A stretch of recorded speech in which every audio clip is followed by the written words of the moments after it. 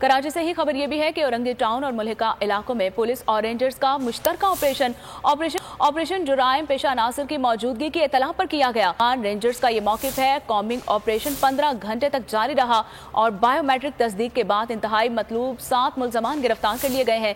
मुल्जमान से 2 अदद pistol, 1 shotgun, मुख्तलिफ इक़साम का एम्यूनेशन भी बरामद हुआ है। मजीद जानते हैं काशान से।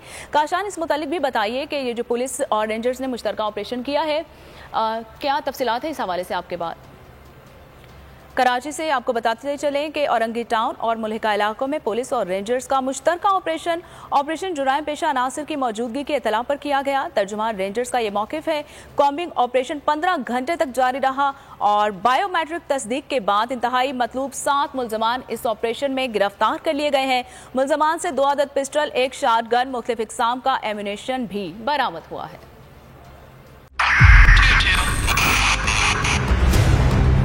2022 बहुत सारे तोहफे भी देके गया पाकिस्तान की आवाम को। पाकिस्तान की आवाम को एक तोहफा ये दिया कि आवाम को पता चल गया कि पाकिस्तान का मीडिया क्या है। हक और सच का सफर साल 2022 में बोल रहा नंबर 1। हमने बहुत सारे शोज और ट्रांसमिशंस की, पूरा साल मुसलसल जदोजहद में निकल गया कि ये वोट ऑफ कॉन्फिडेंस के पीछे कौन लोग थे।